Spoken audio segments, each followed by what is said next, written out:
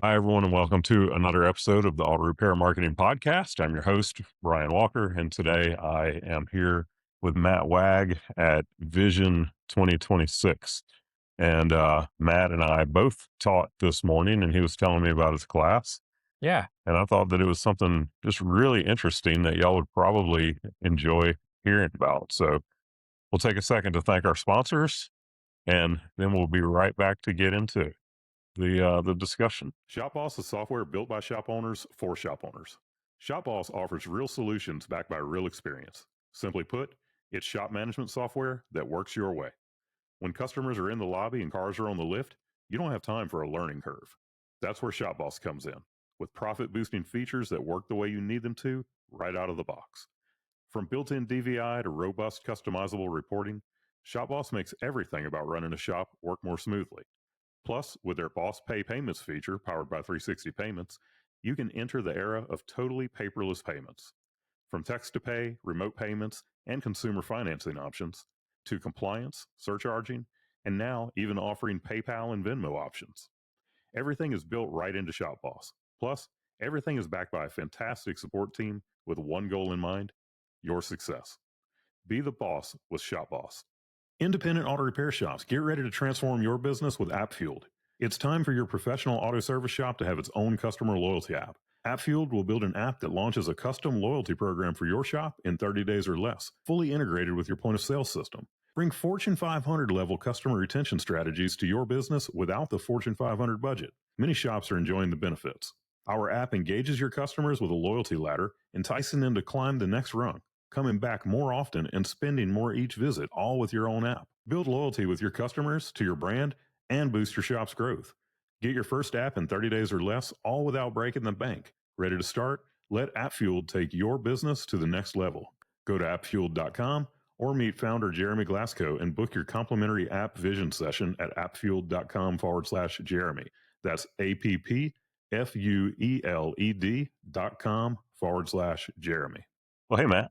Hey, Brian, thanks for having me, man. Yeah, man. Appreciate the opportunity. I'm glad to be able to do this. Yeah. You were telling me about this class that you were teaching this morning. Yeah. I was like, man, that's a really interesting concept. Tell us a bit about this. Yeah. So today I ended up teaching a class, and it's a topic that I'm very passionate about, and it has to do with employee development.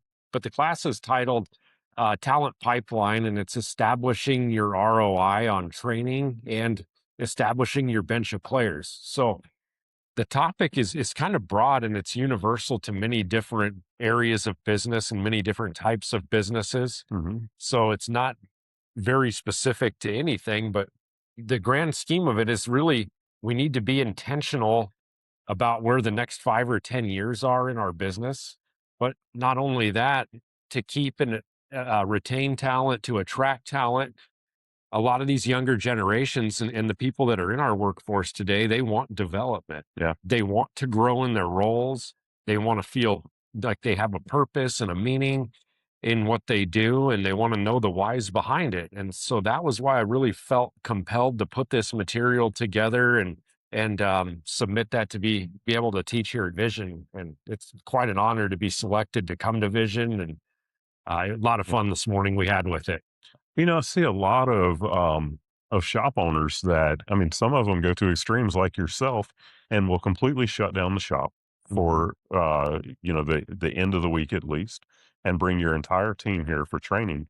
But I see owners who will do things like that, but then it's it's it is treated as a reward to the team, which is great because it is a reward, but there's no rhyme or reason to the classes that they take. And I will see some cases where during session, there's technicians sitting out in the hallway playing on their phone, Yeah. and they'll be there the entire time. So it's so much wasted opportunity, but you're taking it to a level where the training that they are getting is going to align with the goals of your business. Absolutely. That was the big thing. And with training and development, One thing that we do, and we've done this for decades in this field, is we just take everybody and we throw them into a class, Yeah. whether we know it's good for them or not. Mhm. And one of the big things that's going on in the industry, at least on the technical side, is there's a lot of super advanced high level classes, Mhm. and that's the popular thing right now. And really, most technicians need about two or three steps back from that. Yeah. And when we start putting those people into those classes, that's when they walk out or they just want, hey, I'm going to go eat. I'm going to go have ice cream. I'm going to go do whatever. Yeah. They're not getting any value out of it. And sometimes, too, it's that not everybody wants that type of training. This is where we have to become really in tune with our team and with our goals of our business and figuring out who has what skills, do they bring to the table, what things are they lacking, what Mhm. things do they want to grow in, and it has to be really put together in an individual basis. Yeah. So in our class we talk about really figuring out, and this is the first part, is really establishing what are the needs of your business and where's this business going in 5 or 10 years. and Mhm. and that's the question that the leadership team of this business, the owner, the manager, that's what they have to really do the hard work and figure out. So we give them a framework that I've put together, and we've implemented this in many different. When I was with Caterpillar, we implemented this sort of framework in a very similar respect across multiple dealerships. Mhm. And what we called it was a needs assessment analysis.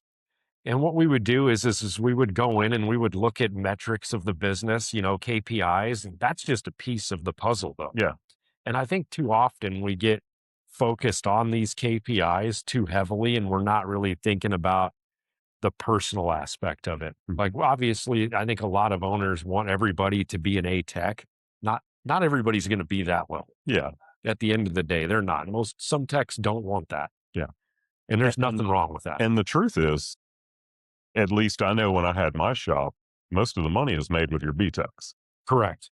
I would So fully agree. if everyone is an A tech, then they'll get to the point that they're not wanting to do that type of work, Mhm. and now the shop is going to be less profitable. Yeah, it really is. And I'm sorry, but profit is important. We do have to have that, Yeah. especially to come to training. Yeah. And so with training, it becomes a very expensive thing if you're going to invest in people. Mm. And that was the point of this too, is making sure we're utilizing the funds that we've saved and we've budgeted for and we've worked hard to acquire, to make sure we're investing that money appropriately into the people that we have. So I came up with this concept. We're going to do this needs assessment on the business, and we're going to look at a couple different things, right? We're going to use personal observation. So we are observing the technicians or the service advisors or the managers. And this isn't just technicians, but it's really watching them work. And then we're going to start using some data, some tangible data to help us drive these decisions. And, Mhm. and then we get a result out of it. And it's like, how does this align with the goals of where we're going? But I have what I've called the rule of twos. And this is a really neat concept. And this is what we've modeled our business off of. And I have a picture and I put kind of that 96, 97 Chicago Bulls up on the screen. Mhm. And you get a big group of those players, your Michael Jordan, your Dennis Rodman, your Scottie Pippen. Yeah. You got a big group of these championship players. And I talk about when we're growing and developing our teams, we need to strive to have that championship group. Mhm. That's what we need. And here's the deal. You got to think about how a team works in a championship team. Every player on that team knows their role. Yeah. They all have a unique position. And guess what? They're all a different role. Mhm. Can they fill in for one another? Absolutely. Yeah. So I came up with this building your bench. And the building the benches is I need a guy that's good at engine work. I need somebody that's good at air conditioning. I need somebody that's good at electrical. I need somebody that's good at whatever that system might be, drivetrains and noises. Mhm. But what happens when that person's gone or that person leaves or that person's sick or that person's spouse gets deployed and they have to move. Yeah, you don't want to leave a big hole in the It business. leaves a big gap, and we've focused too much on getting one person good at it, and we Yeah. rely solely on them. So this rule of twos is figuring out, how do I get two people competent in every skill area in my business? Mhm. And we discuss what it takes to figure that out and how to get to that point. That way, if somebody is gone for whatever reason that might be, we're able to backfill that and we can keep rolling. We can keep serving our community and taking care of our customers. So I'm curious how much of that is decided by the technicians themselves. Are Yeah. you having discussions with them to find out like what are your interests and what areas would you want to be proficient in Yeah, that you're not? absolutely. Yep, Yeah. that's an excellent question. Thank you for asking that. Because the technician, obviously, they're the stakeholder in this process, Mhm. and they're the ones that we need to keep happy and we need to keep engaged and we need to keep trained.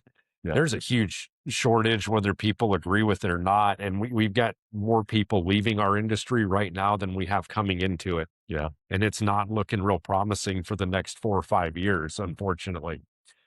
So the thing that we have to do is, and this is part of what we talk about in our classes, is how do we establish what the true needs are?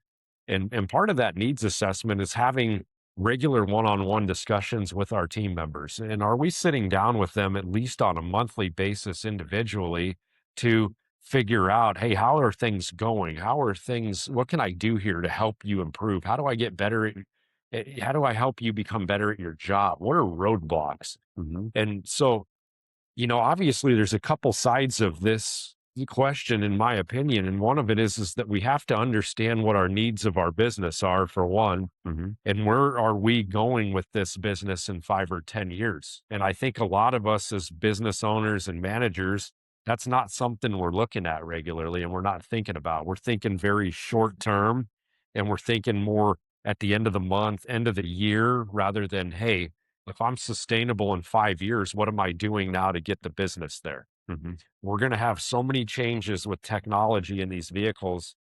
I would venture to say 90 to 95% of technicians struggle today on a 10-year-old car Yeah. with electrical issues or computer network issues. Imagine where we're going to be in 10 years if we're not preparing for that today. Yeah. So when we have these discussions, we have what we call a skills inventory worksheet for technicians. Mhm. And we go through and we figure out, hey, what areas are they good in? What areas do they need improvement in? And this is all personal observation and then using data as well from our shop management system to come up with these results. Yeah. I'm looking at productivity numbers. I'm looking at efficiency numbers. I'm saying, hey, this person is really taking a lot of time on diagnostic assessments for drivability. Mhm. That to me is an opportunity for training. So when we also talk, and we talk monthly, and not just monthly, but we talk at performance reviews about, what do you want to get better at? Because they have to have a say in it. So I look at it in three pieces. What does the business need? Number one.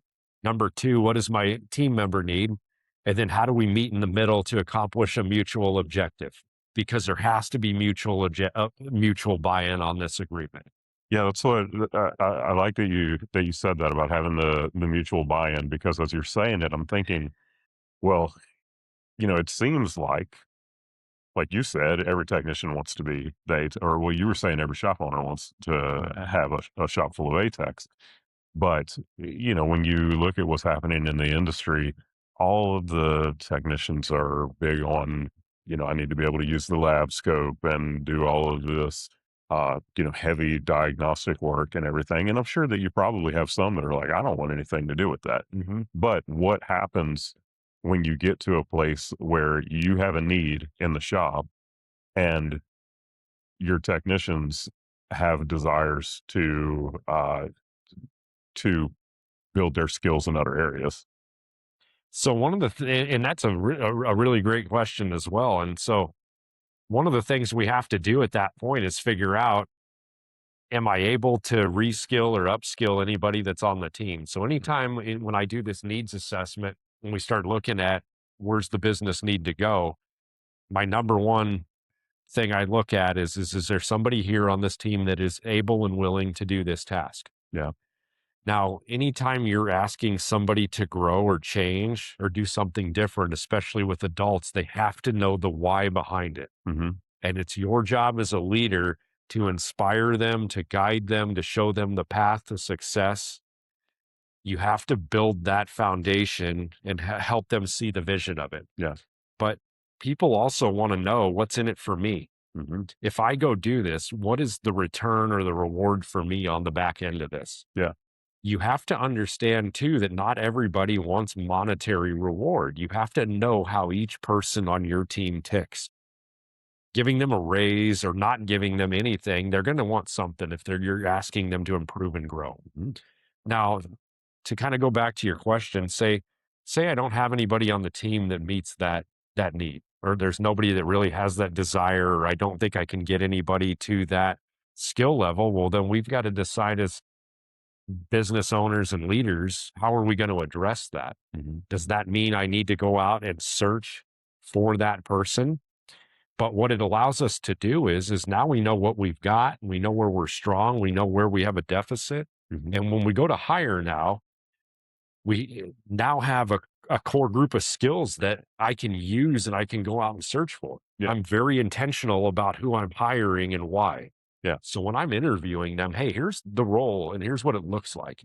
Here's what I'm going to need you to do in this role. Mhm. Or when I'm posting job ads, I can very much target in now on who and what and why I'm looking for this role. Yeah. So it helps us become intentional when we really have a deep dive on what the heck's going on and where we're going with this, rather than just hiring a tech. Well, and that's excellent too, because you may have a candidate. Let's say that you need someone to do heavy engine work. Right. You may have a candidate that has all the skill in the world, but if they're getting to the point where their body's getting broken down and they're like, oh, I'm the best in the world when it comes to doing engine work, but I really need to start doing some diagnostic work because my body can't handle this stuff Right. anymore. Well, that's not a good hire for you. Correct. If you have the ATEX already. So, and I think a lot of people would be tempted to hire that person because they don't truly understand what it is that their business needs. Right. So, yeah, I really love that, and the idea of just not coming to a conference and winging it when Yeah. it comes. So before a conference like this, you're sitting down with your team and y'all are deciding together what classes they're going to take. Yes. Yeah. We're very intentional about it. And so, for instance, and I'll talk a little bit more about this if we do have the time. I'd Yep. like to go through how I build out development plans for my team members, and this is what I shared as well. It's a great process, Hmm. but for vision, for instance, what we do is as soon as they put the schedule of classes out, Hmm. I print one off for everybody. And what I do is I give them homework for the weekend or for 48 hours. And I'm like, hey, here's what I'd like you to do. Go and find a course for each time slot Hmm. that you would prefer to take. I say pick two because in case one's sold out and I can't get you in, and we always sign up for Vision on the day that it comes open, so Yeah. that way we love Vision. Um, and then I say we're going to sit down and discuss this together. So before I register you, I want to look at what you've selected as well. I might give you some input as well based on the needs of the business, and then we're going to mutually decide on which classes are going to be best for this. Yeah. Because I do want them to get some variety. I do know what they're strong in and where they're weak in because I'm the one that works with them daily and I observe them and I see what their struggles are. And we really come away with actionable plan on, hey, here's what we're going to do here. Here's what I'm going to get out of it. I also have them too, not just look at the title of the class. We need to go read the description of the Mhm. course. Does that actually apply to me? Is it going to do what I'm looking for it to do? And sometimes you look at a title of a course and it sounds like one thing and then you get there and it's totally different. So we've got to read these descriptions too. And I do that with them as well to make sure, hey, this is what this is about. So I'm guessing that you're giving them that homework, but you've probably already looked through this and you have an idea in your head I do. that I want this person to take this class and this class. I'm curious, how often does it align? Honestly, more times than not. Yeah. It's kind of scary how well it does come together Yeah. because they really see where they're at, and I know where they're at, and they kind of as well know where we want to go with this. Hmm. Now, there are some times where it's like, hey, you've got three drivability courses that you're signed up for. Yeah. I'd really like you to take this Volkswagen class or Hmm. this specific class. And then I help build that why behind it. And it's like, you've already got three of these. Let's knock this one out. Let's get into this because this is something we've struggled with. And and they're like, you know what? Yeah, that's actually a good idea. Yeah. So sometimes they just need to see that other side of it as well. So that's really kind of a fun thing when we do sit down together, and I can actually see because it tells me that they know where they're strong and where they're weak, and they're willing to admit that. So give us an example coming into vision, something that you knew that you needed in your business. And because of that, you have a technician that's taken a particular class. Yeah. So um, we're in a really unique spot right now, and I created a role in the business in the last 9 months, a lead technician role. And there's a player that's on our team. His name's Taylor, and he's been with me nearly since the time I've started the business. And this guy is just a rock star, Yeah. man. But he he has expressed, Matt, I would really like, and he needs some technical stuff, but he goes, I really would like the opportunity to get into some management stuff. Hmm. Um, and I said, you know what? We're going to make that happen this year. Yeah. So we put him in some leadership classes while we're here at Vision to help him grow in those areas. Hmm. That way he can best lead our guys as he isn't moved into this lead technician role. Yeah. So we used his input. I helped kind of make sure that the class he picked in leadership was going to be really good. And that's just one of the great examples of this year. And he just got finished up with that as we were teaching this morning and said that was just one of the best classes he's been to. And I would bet you that the leadership classes here are basically full of management people and not many technicians that are serving in quasi leadership Right. roles. So it's very, very smart. I think it was a really good call, and that's the stuff as business leaders we've got to look at and we've got to be okay with is that Yeah. you know what, I need to give people an opportunity to grow and develop, Hmm. not only in the role they're in today, but where do I see this person in 5 years? Yeah. We have to be forward thinking. Do I want Taylor on my team in 5 years if he's got leadership drive to be a manager? I do. Yeah. So I've got to be working on that and nurturing that and culturing that today, or Taylor's going to go find that job elsewhere. Yeah. Somebody will give him that opportunity if I don't. Wow. That's foresight. Any other big pieces to this? So I guess the biggest thing too that we do, I'd like to kind of express this. I discuss a lot. There's a difference between training and development. Hmm. Big difference. And a lot of people throw the word back and forth and they intertwine it. Training is very focused on a single topic, a single task. I need you to go get training on hybrid systems. It's typically a one and done deal. Development is an ongoing process that's a two-way street. We put together development plans for people because they engage them. They help better their lives rather than a one and done class. A development plan, we're looking at, hey, what are your goals in your career? Hmm. Where do you want to go in 5 years? Have you thought about that? Yeah. What can I do to help you get there? Hmm. What are the pieces of the puzzle that get us to that point? So it's like an entire track. This is an entire track we Yeah. build out for each individual rather than just throw everybody into those classes. Hmm. That way, we're being intentional with it. We're making a mutual agreement that, hey, if you want to get to this point, let's start working on this, this, and this. Hmm. So it's not only attending training, it's also acquiring certifications. I've got one of my younger techs, and he didn't quite complete his associate's degree. He's got like 2 gen ed classes before he has his degree, but he's been holding off on them. Hmm. And I'm like, brother, we got to get this done, man. Like, I know it's a piece of paper at the end of the day, but that's a major accomplishment. And you're right there on the cusp of it. So on his development plan, we use basically the framework of SMART goals. Hmm. And I'm not sure if everybody's familiar with a SMART goal, but it oftentimes sets some really specific guidelines out about being strategic with this goal, and it has to be measurable, and it has to be something that's achievable.